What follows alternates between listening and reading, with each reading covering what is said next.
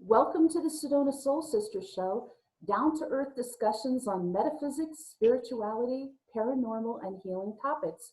The Sedona Soul Sisters are Terry Ann Russell, Roz Reynolds, Melissa Brace, who's back with us, yay, Yay. and myself, Ivory Lanou. And we have offices in Sedona, Arizona, where we see clients from all over the world.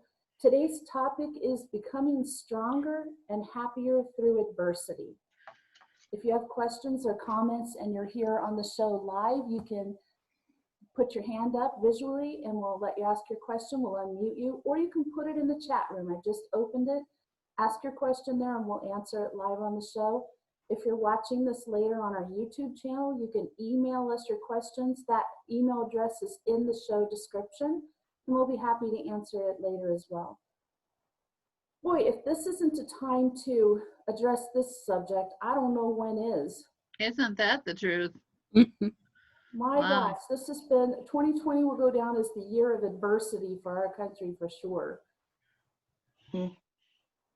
But even far outside of this, I mean, I was thinking about it. Usually I plan for this show and I have my notes and I'm like, I don't need notes for this show. My life is this show. I think that's probably true for all of us, and most people out there listening can completely relate to that. I was going to say that we all have had such adversities in our life. Absolutely. Yeah, I'd like to say they were confined to just this time since the pandemic, but in my case, that's certainly not accurate. Oh, thank you for bringing that up. No, this is not a 2020 show. This is just in general. Well, I do have to say, I mean, just from talking to so many people, I mean, people's minds are blown. You know, they're just trying to keep their feet under them with this and deal with all these adversities that just keep arriving. So it's a very, very difficult time to find balance. And if I spend a lot of time doing that, finding balance and keeping myself, you know, keeping my perspective focused where it needs to be. So I think, you know, it's a good training methodology too. Although, as I said, my life was not roses and lollipops. Every time I think of this topic, that quote keeps coming to my mind about it's not what happens to you, it's how you handle it.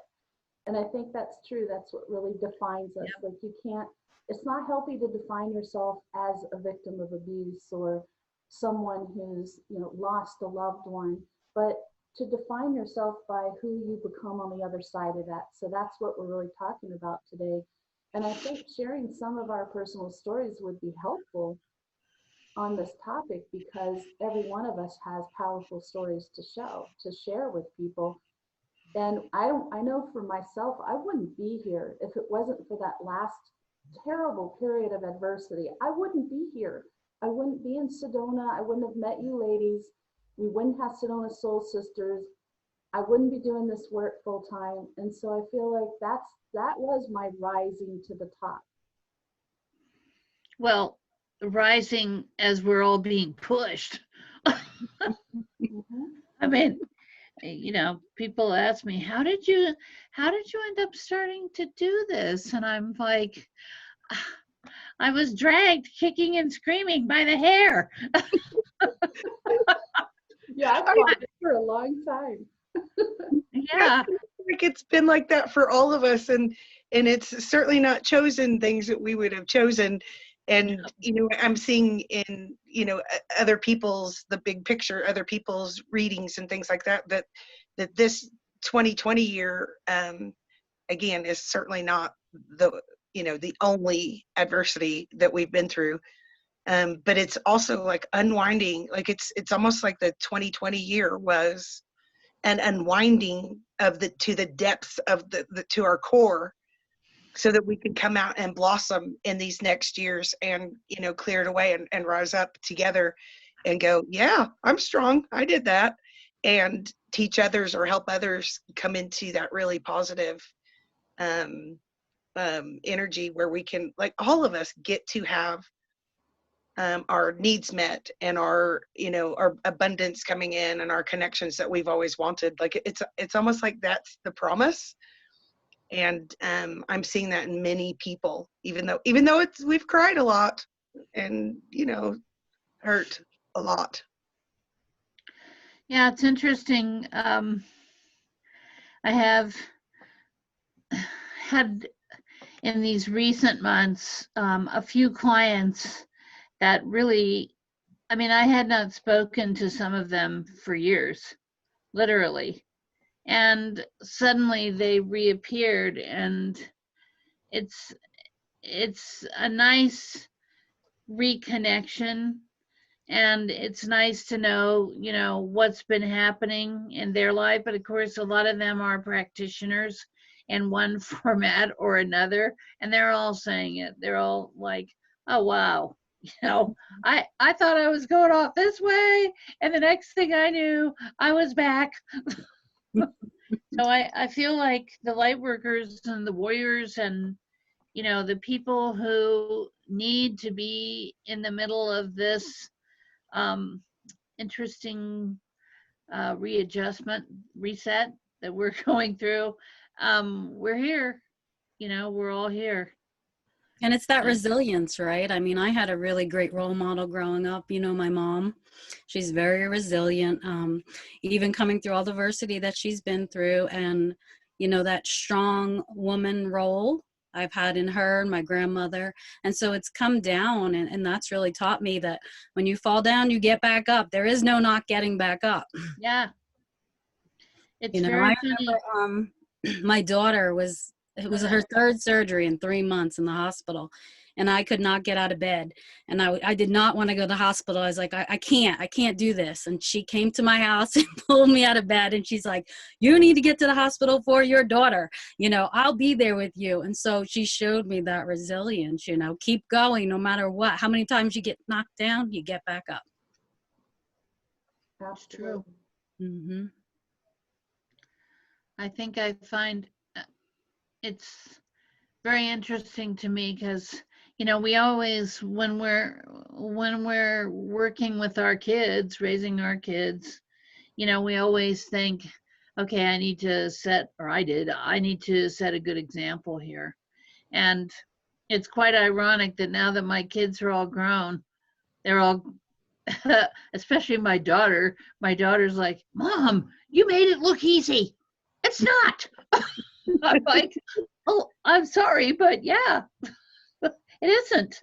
We have to be tough. That's like a bigger scale of my daughter makes me laugh so often. When she became a mother, like her eyes, these blinders came off her eyes. And one of the first things she said was, how did you cook a dinner for us every night with the job you had? How did you do it? Like, because I didn't have the money for us to be eating out or getting takeout all the time. I needed to feed you. I needed to feed all of us. You know, that was what I needed to do. And you just suck it up and you do it. You know, so anytime adversity is put in your face, you know, that's a very mild form of it. But anytime adversity is put in your face, you have a choice again. You can sink down or you can rise up. And rising up takes more effort. But like Melissa was talking about, it's like a metamorphosis happening.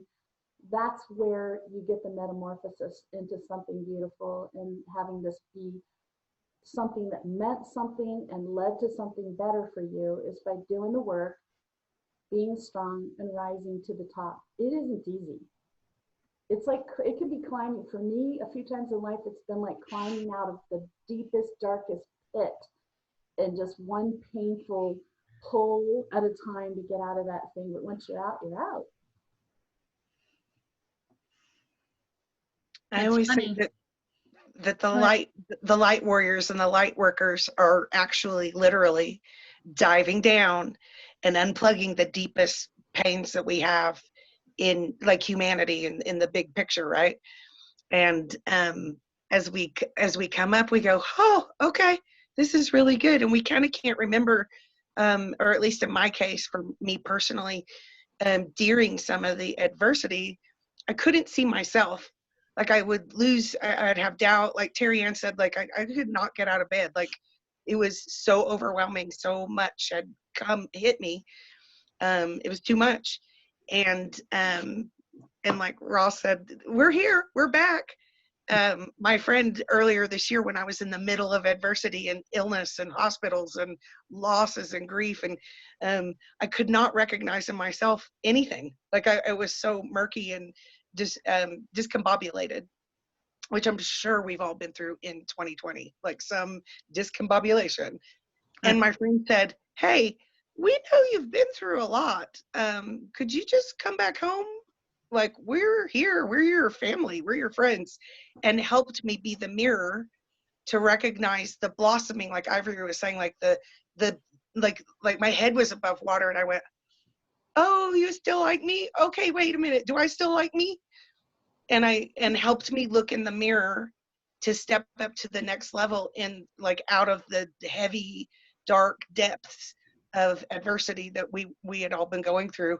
And it was such a really cool experience. And I'm kind of still kind of coming up going, okay, we get to create as we move forward, with the knowledge that we've had out of these adversities and losses and pains and griefs. We get to create in the future and help each other and lift up and make it. We get to go beyond the oppression and the pain, and in these next years. And I think that's why we're all going, okay, we're here, what do we do, what's next, hello, and shaking off some of the pain. Not that I expect anyone to shake any pain off, but out of the adversity into the next part. Like I'm really grateful for that, and I hope others are seeing, and I have seen them in like clients going, okay, I thought I might die through that, but and then we see the connection and that higher energy in our days to come, where we can go, yeah, and the blossoming begins, or the uplift. Right. And then you get to share your experience with others. And that's what I've found. It's the beauty that came out of that deep pain, where I was going to go with that. How was I going to help other people with their experiences to get through what I got through, and still going through, it's not over. I find like it's like that onion that you peel back those layers, and you get to another level, and then some more stuff comes up for you to open up. And so I find also, I don't know if you guys find this, but a lot of my clients that come to me have similar experiences. And so I'm able then to help them work through that. Absolutely. We've talked about this so many times, but it's very interesting as a reader how the particular adversity you've had, later on, once you've gone through it, you've come out the other side of it, you will draw in clients who are going through that or have gone through that, but not healed yet. So it's, I've seen it for myself. Roz and I've talked about that. Terry Ann, I know Melissa, same thing. Like, there's just something about our frequency once you've been through a situation that people recognize on a subconscious level, and they're drawn to you. And in that way, I think it's very similar to people who become part of like a chemical dependency staff person. They've been through chemical dependency, they've found sobriety, they're clean, and now they can help others through that process. That's what we're doing in our work, and so are millions of other people through their work, because they've been through that experience. And how do you really know what it's like, or how to get out of it on some circumstances unless you've been in it? For me, it's a lot about abuse. That started for me at a very young age, and I was raped when I was 10 and left to die, and that kind of continued after that, some other circumstances similar. And then I got into a terrible marriage. It's no surprising, because I'd been through so much abuse. I didn't know. I thought that's how it was supposed to be, and I thought that's kind of what I deserved. So I was in that marriage for 10 years, and then later got into another terrible relationship, my last one, which I've talked about quite a bit, where it was just a lot of darkness, and it was very painful. But that's part of the pit that led me to being here right now. I was not on a path to do this work full time. I resisted it, like Ross says, tooth and nail, man. I was running from it since age 18. And I only did it behind the scenes, anonymously, so that people wouldn't know who I was. I didn't want it to interfere with my mental health career, and I planned to work in mental health till I retired. I loved it. But this circumstance happened. It yanked me away from my career and a move. And then 2008 happened and the economy crashed. There were no mental health jobs out there. And then I got into this, terrible chaotic period where I went into the dark night of the soul. But on the other side of it, my angels are like, you have to do this work full time now. And even then I was like, I don't want to, but I'm glad I am, because it's more rewarding than mental health career was, which I couldn't even believe there would be something more rewarding. So we have to trust, we talk about this a lot, but you have to trust that you're being led to something bigger, something better. And even if you can't understand it or see exactly what it's going to look like, it's there. Well, and I think you come to a point where you recognize, and I say this to people frequently, and I know it sounds trite, but the reality is, when we're going through our lives, some things are destiny. Those things are going to happen. Everything else is about what we choose, what we allow, and decisions that we make. And in making these choices and decisions, that sometimes lead us to the adversity and the demand and the need to stand up and be tough, like Darianne is talking about, where you have to stand up and get your feet grounded and say, okay, I got to do this, and I'm doing it now. So get out of my way. And that adversity and overcoming any fear that you have, any doubt that you have about what you're supposed to be doing. I mean, at that point, I'm always just saying a prayer of like, okay, show me what is needed here. What do I need to do here now? And it's there. It comes through. So I think, realizing that these are lessons, it doesn't make it any easier, but it definitely awakens you to the reality that, like, okay, what am I learning here? What am I being shown? And that takes you, forward into new challenges and adventures. So I think having the attitude of gratitude kind of is really helpful too, where you look at these situations and you say, okay, this was no picnic. I wouldn't have chosen that, but what am I shown? What did I learn here? What did I learn about the circumstance, about helping people, about my own choices, and how I handle these challenges? So it's a very powerful experience. And when you do come through these periods of extreme adversity, the reality is when you come out on the other side, I mean, you are a much stronger and a much more compassionate, I think, practitioner. It's like refinement in a way, isn't it? It's like Yes. we're being polished and refined. And I know that's like a biblical term too, but I was seeing that a couple of years ago. I thought, oh good, I don't have to go through that again, and yet I did. So some of the pieces, and I remember a very long time ago, right around 30 years ago, I was kidnapped and abused by a boyfriend from my hometown. They all act the same there. And that was really hard. Trauma, suffering, severe. I didn't want to be alive after that. Like I lived through it, but why? And it was severe. And so I looked back several years later after counseling and working on myself and going forward. And I was so thankful and grateful for that experience, because it propelled me into being the psychic medium, which I ran from as well. Ivory, like you said, like I was just sort of, that's a little much. That's a little much of a job title. But it brought me into that. It led me, and like Roz, like you were saying, what I identified the most with is that I could have compassion to the deepest levels for anybody after that, after the severity of the adversity that I had gone through. And it keeps refining or you know, in levels over the like years and decades and stuff.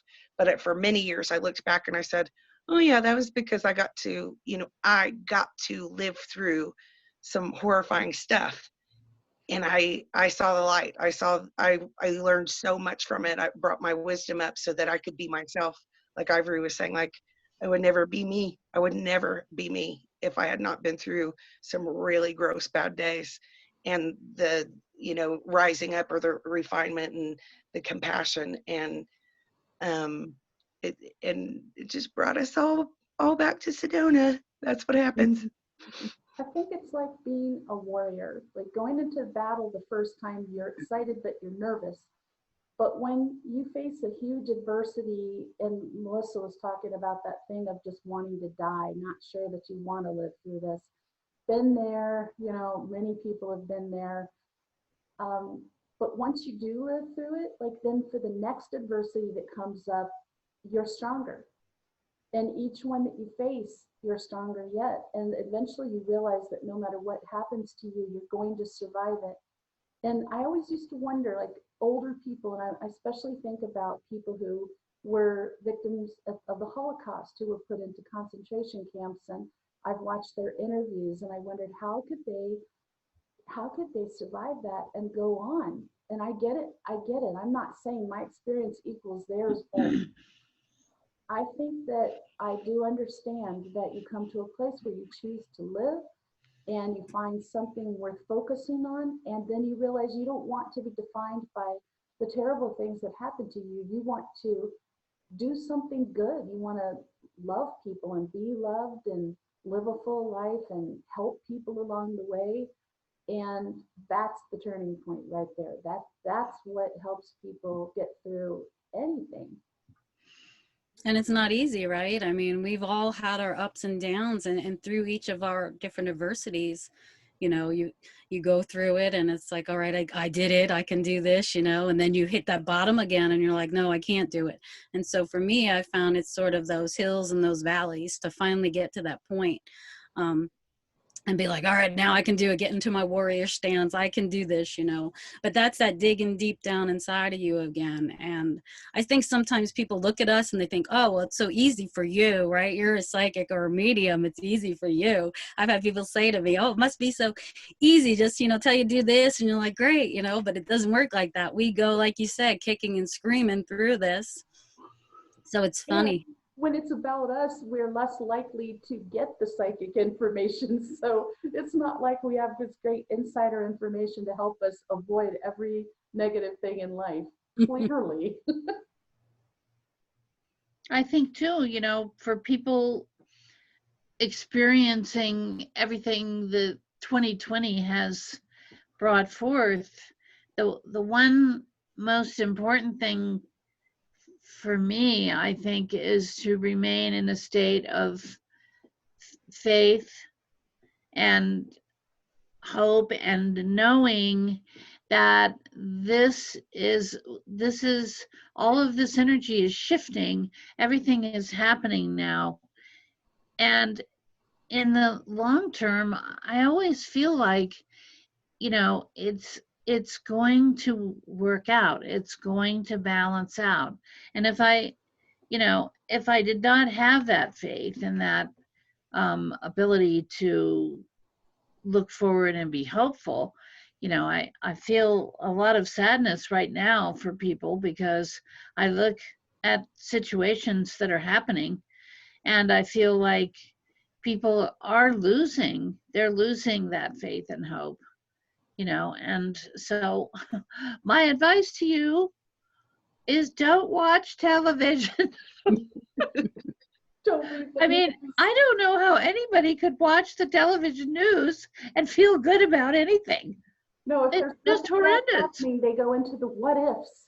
which is just pure fear mongering. It just makes me so angry because the last thing that people need right now is fears to worry about that probably will never happen. I think Listen I to just said that to music. you.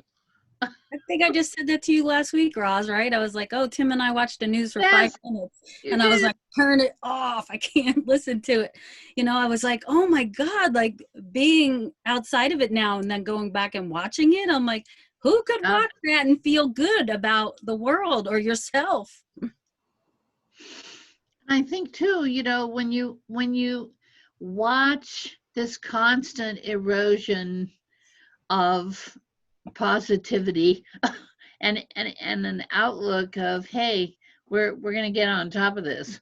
Um, Unfortunately, when you're bombarded with that all the time, it just starts taking your frequency and your consciousness down. You start to just like ratchet down, and it's very difficult to get your balance back. And you can't afford that. If you're feeling down now, if you're going through a lot of stress, if you've got a lot of challenges, you can't afford to have your frequency drop. Maybe we need to do a show about how to raise your frequency and keep it up, because it's an extensive subject. And sometimes lately I talk to clients and they're like, oh yeah, I do that. I do this meditation technique. And I'm like, what about all the other hundreds of things you can do? I don't know what you mean. So I think we need to talk about that, not today, but on a show topic, because if you don't keep your frequency high, then you're going to have a more difficult time rising above your challenges. And that's really what it's about. Have you ever talked to people? Like, I remember my grandparents telling me about the Great Depression. And especially my mom's mom would tell me how rough things were. Like, there was no flour, no sugar. And that's why she saved every piece of tin foil, every rubber band. She had drawers full of that stuff. And I understood because of what she told me.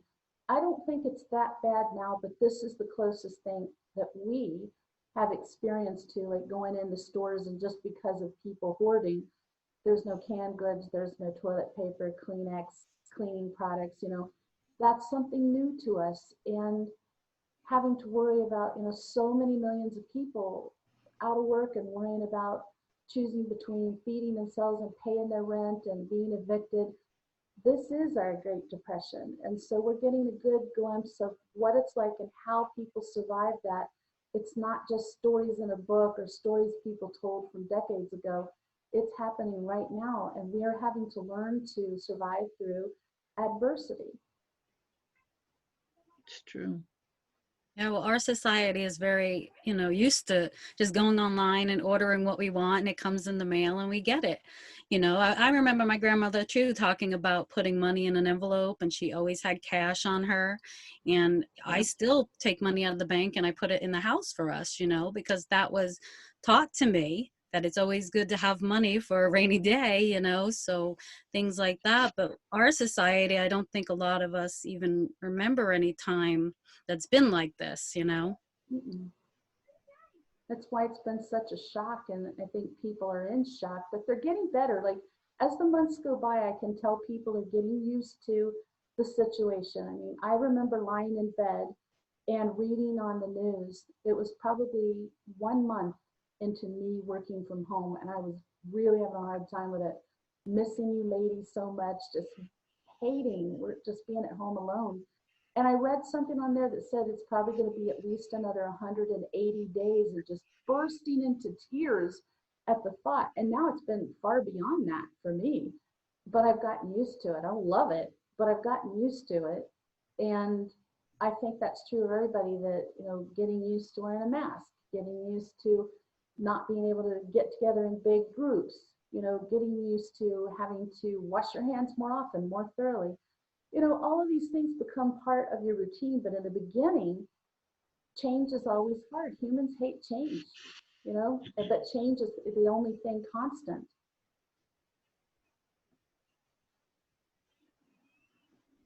I think we are kind of in that grief moment where we all are in shock, or, in over and over in this last year for sure, together, like all of us in a big way.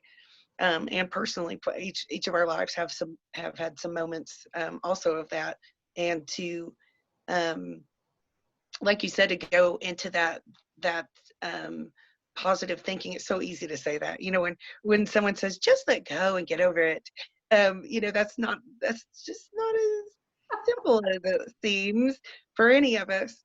But I am seeing that as like all of us go, okay, we like Ivory was saying, like we did live through that, like I had to be at home and this is kind of scary, and I'm seeing us now as like the collective in a way, stepping up and going, choosing a little bit better, like, okay, I don't want to be scared today.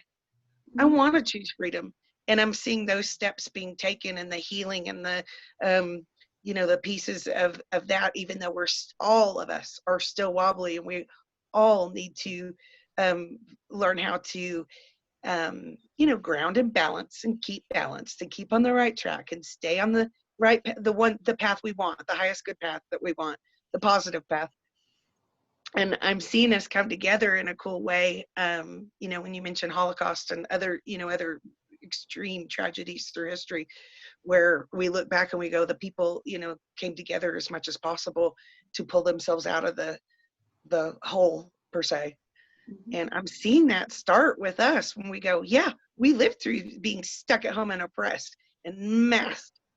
And let's choose the next piece, and let's come together, like hold hands together. And I'm almost seeing people that didn't care for each other before, or groups. I mean, we kind of go, who had that judgment? And they're all also coming together, or at least acknowledging each other and having no more judgment for each other. Are you guys seeing that yet?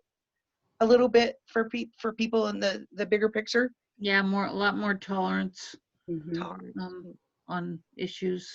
A little bit. I thought it would be a little faster, but we talked about that last week, that it's been a little slower than we thought it would I thought be. it would happen faster too, but I'm always the glass half full person, so it's like, I just thought it was going to bring about a faster transformation, but I am seeing it. I think that coming to a place where you just accept the situation you're in is important, so that you can start working on yourself again, whether it's your personal growth, your spiritual growth. We've talked about it on the show several times during the pandemic, that we're being given this opportunity of more downtime, more alone time, in which you can have the quiet time to do that inner reflection. And that's where you get the most growth, here personally and professionally, is looking into yourself of, who am I? Do I like this? Do I like myself? What don't I like? What can I do about that? Let's work on that. Where do I want to be spiritually? What would I like to accomplish spiritually? Work on that. So make your time count.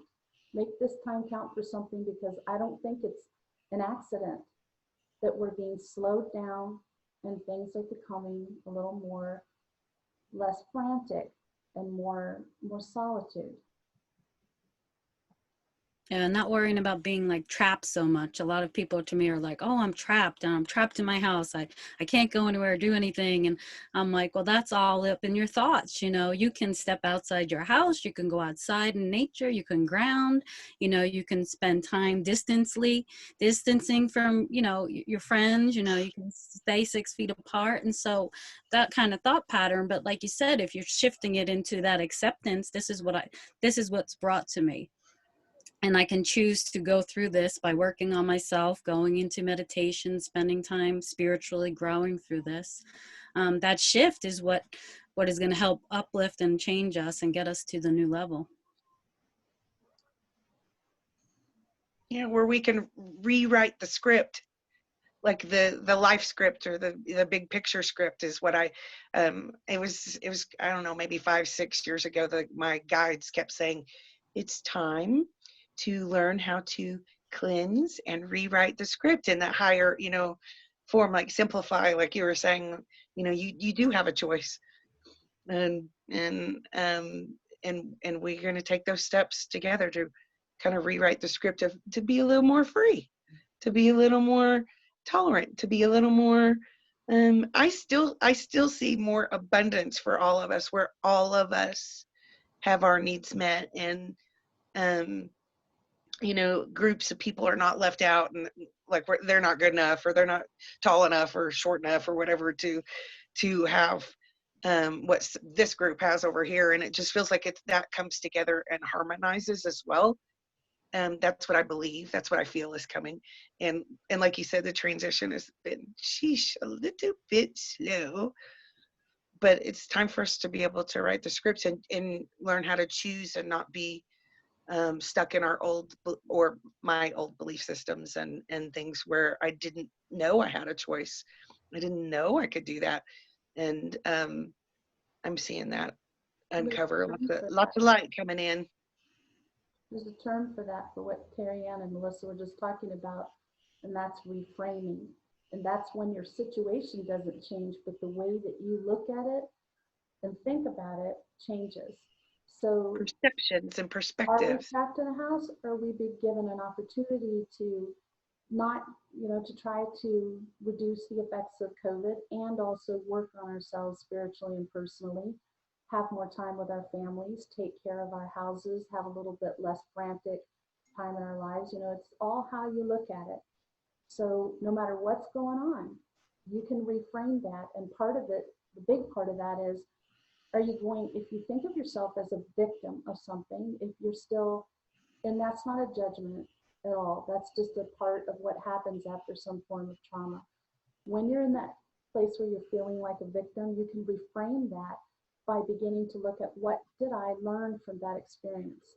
What new thought patterns did I gain? What wisdom did I gain? Am I stronger? Have I seen a situation clearly as it really is? And when you start looking at that, you're into the healing phase.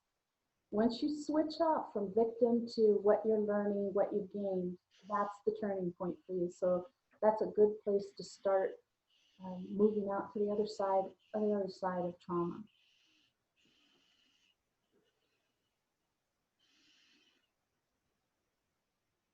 I think the other aspect of all this is, our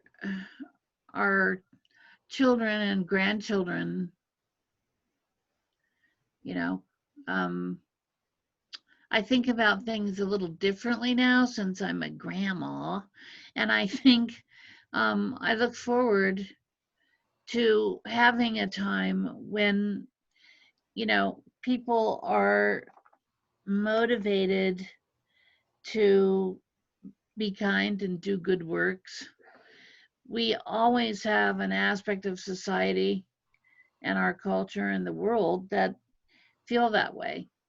And I do feel like that part of this process of awakening and shifting is bringing that forth, bringing that to be the primary motivation, because doing good works and having the desire to do unto others, to try and, bring forth a motivation of goodness and kindness. That's what we want our children to learn, and grandchildren as they're coming forward. So I think we have to focus our consciousness and keep our frequency up, as you were saying, but focus our consciousness on that being a primary goal, a primary motivation during this whole shifting process. Because, it's not, I'm not just even talking about being kind to other people. I'm talking about being kind to the earth, being kind to animals, being, having the desire to shift the energy and see people motivated to help and to be positive. And I feel like, maybe a part of this whole process with this pandemic and all of it has been a little wake-up call for some of that too, because we got pretty materialistic over the last maybe 20 or 30 years. And I think people that experienced the Depression, they, you know, they had a very different outlook about acquiring things. So it's an interesting perspective to look at, that, you know, you put other people first, you put the world, the environment, the animals, as opposed to just dwelling in yourself. I agree, and I think even out beyond that is our obsession with cell phones. How we've gotten so, it started with computers and video games where people are just obsessed in that, like they're spending a lot of time and it's very solo oriented. It's not connection with another human being. Now, during COVID, I think people are waking up to the fact of how much they crave human contact. I think it's really helping a lot for people to appreciate that more and how important it is when you can't have it. So yeah, we have things like this, like Zoom. You can get on Zoom and you can do FaceTime, but it's not the same as being in person with people you care about, people you love. I think it's awakening an appreciation for that, which we sorely need. I'm so tired of going to a place, let's say a doctor's office, and you sit down and every person in the waiting room is on their phone. Like, oh my gosh, it's like no one's looking at each other or interacting. My kids are always complaining because we go to a restaurant. Even my husband, I'm like, you leave your phones in the car, you know, because you see people even in a restaurant, you're sitting with your family and they're all on their phones and there's no interaction. And I'm like, well, we're not going to be like that, you know. Oh, that's not fair. You're so strict. That's bad. You'll appreciate it. When they have children of their own, they're going to be calling you going, I'm so sorry. I know exactly why you did that. I get those calls regularly. It's hilarious. Did I do this to you? Now that my oldest grandson is 13, my daughter's like, oh my God, I'm so sorry, Mom. I'm so sorry. She's actually much easier than she was. Just wait till her youngest one, who's her mini me, turns into a teenager. But it's so funny.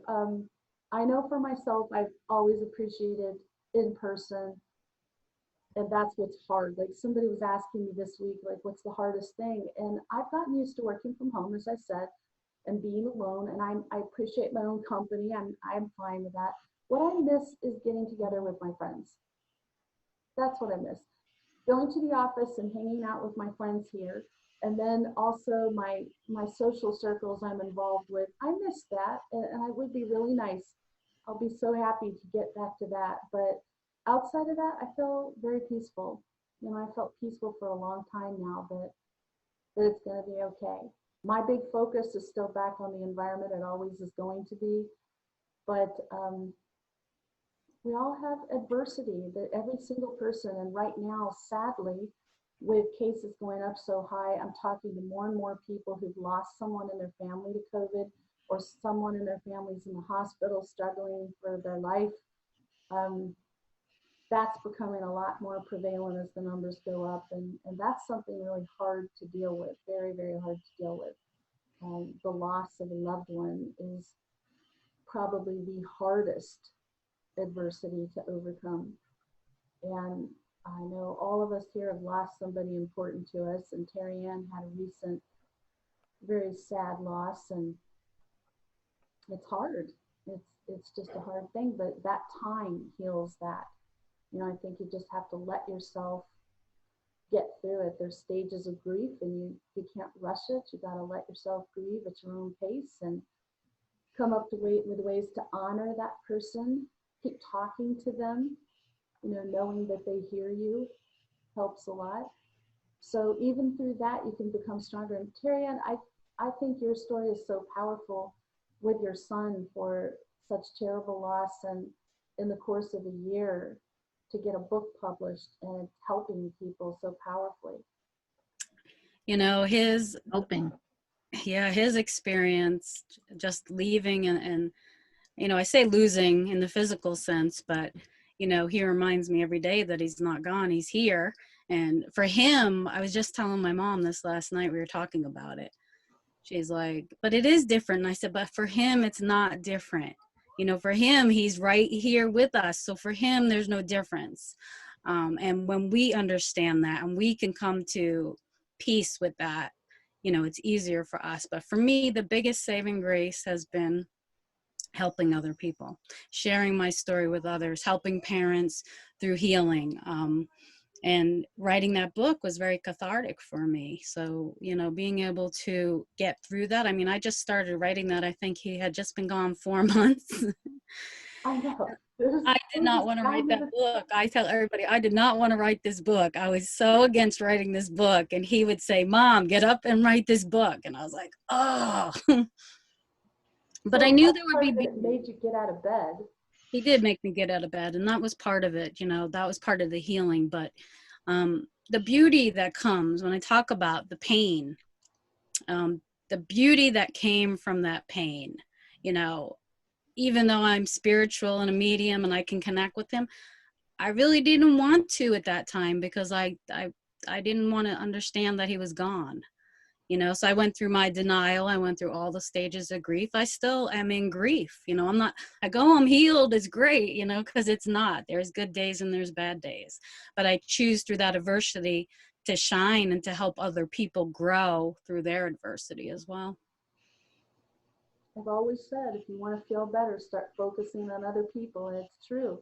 When you start helping other people, you're not wallowing in your own pain. And I don't mean that in a negative way, but I know from experience that it's easy to feel worse and worse and worse until you have a focus outside of yourself. So take a look around right now. One thing we see in this area, I'm sure we're not alone, but in the Sedona Cottonwood area, there's so many homeless people that just didn't used to be like this, but homeless people everywhere and people begging for money everywhere. I mean, it's increasing month by month.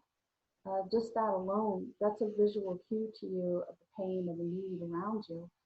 So that's a good place to start. Who are the people in the area? I'm not suggesting you go around and put money in everybody's little can, but I am saying there's need in your community, and you can take a look around at that and see something that touches your heart, something that is important to you, and give some time and energy to that. You'll start to feel better. It's amazing. I've done it myself many different times with loss of people I love or other adversity that happened, and I've noticed over time that was one of the things that really helped me just kind of step out of my own head for a while, which was wonderful. Kind of get some distance from the pain for a while. I think what that offers to people who, have been through this process, there's really not a lot of resource. I mean, counseling, yes, obviously, but there's not the resource of being able to really communicate and to a parent who knows how to still communicate with their child who has crossed over. So that's an amazing opportunity for other people to also develop that ability, because I very firmly believe that the things that we do are things that we were chosen to do, but that doesn't mean that they can't be learned by other people. It's a process of being willing to move forward and to learn that and to get out of bed when that hits you and you just think, I can't go on. I know that anybody who wants to can learn how to do mediumship for their own deceased loved ones. That's for sure, because they want to talk to you. They don't really want to talk to us, but they'll talk to us to get messages to you, but they'd rather talk to you directly. Yeah, and I think too, like Roz said, we all have that ability. You said we all have that ability. It's like a muscle. You have to train it and you have to keep doing it. And, don't get discouraged. If you want it, it'll happen. I believe that it'll happen. And I believe eventually as we go forward with the shift and the veil thinning, we won't need mediums. You'll be able to communicate directly with your loved one. And that's something Anne has conveyed to me very strongly. I believe that too. So that's another fun thing that you could do, an interesting thing you could do during the time of this isolation, is to work on communicating with your own loved ones who passed. They love it. I guess we can do a show about that too, like how specifically. There's two methods I usually have recommended by Spirit for people to do. We could talk about that. But yeah, anybody can learn to do that if they want to. I'm trying to think about other specific. I honestly, I'm toying whether I should even bring this up, and I'm going to in a careful way. But it was touch and go whether Sedona Soul Sisters was going to make it for a while, because Roz and I went through a really traumatic time with some people we were in business with, and they made it a very painful place to come into. They made it very difficult. They were obnoxious to clients. They were, just behaving in a very dark way we weren't happy with. So that was an adversity time we went through, and we just kept intending that this would resolve itself in everyone's best interest quickly. And it ended up that they decided to leave. And I remember having that meeting with the four of us and just feeling a big sense of relief that that was coming to an end, because you can't keep the frequency up, in a spiritual center when you've got people in there who are actively trying to drag it down. But the point being that Roz and I, we could have closed that business. We could have just gone our separate ways or gotten an office somewhere with just our names on it. But we decided to come up with a way to make it work and to keep our space. And we rented offices out to people, different people, and we ended up moving to a smaller suite because that just worked out better for us. But we just kept kind of going with what we were guided to do. And even through the darkest times with that, when it was just, how is this going to resolve? How can this possibly resolve? Just kept trusting it was going to. It was going to. And kind of miraculously it did. And I think the business has become so much stronger because of that time. And because of the people who came when the interesting thing was we just put it out there and said, okay, you send us who it is that you think needs to be here. Yep. And boom. There we have Melissa came to us. First we had Melissa arrive through, chains of activity and energy that we never, we didn't go out necessarily, but we just put it out there energetically, which was very powerful. Then, we had Terry Ann, who literally, this was arranged by the galactic folks up there. And people, I'm not very galactic. I didn't think I didn't think I had a big connection there.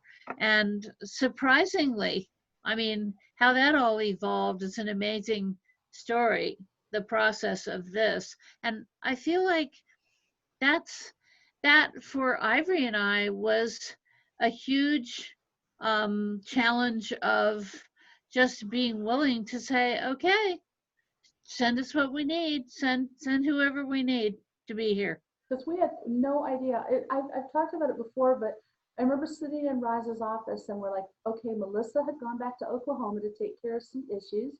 And we're like, what are we going to do? Oh God, we don't want to rent to anybody else. It's hard to find somebody that's a good fit. We'll just turn that into like a foot bathroom. And Roz says, well, the only person I could even want to rent to is Terry Ann, but she's not looking for space. How many days later was it that Terry? I think it was within 24 hours. She called and said, she contacted me and I was like, oh man, this is wild. And literally, she heard and was sent specifically, to us initially because of, her process of getting her education and getting her certifications, and her motivation is the same as ours. So is Melissa's. That's a huge frequency thing, because you have to have the motivation and the desire to help people and do good work. that, I mean, for us, for the four of us, that's it right there. So Purpose, like it's purpose.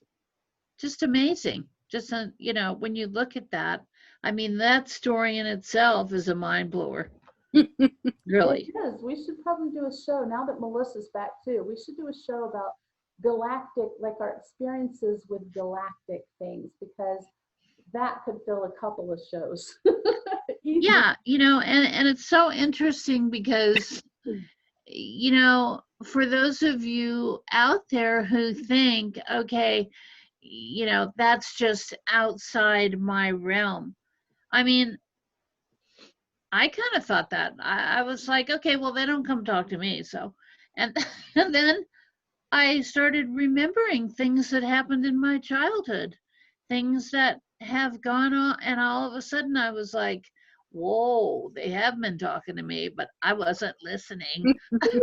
Or we've been talking to you, but you didn't know what it was. Like, that's my thing. Yeah. I've had experiences with them since 3 or 4 years old, but I had no idea what that was about. How would I, So yeah, we'll have to put that on our list because that would be fun. We'll talk about the specific. Very interesting.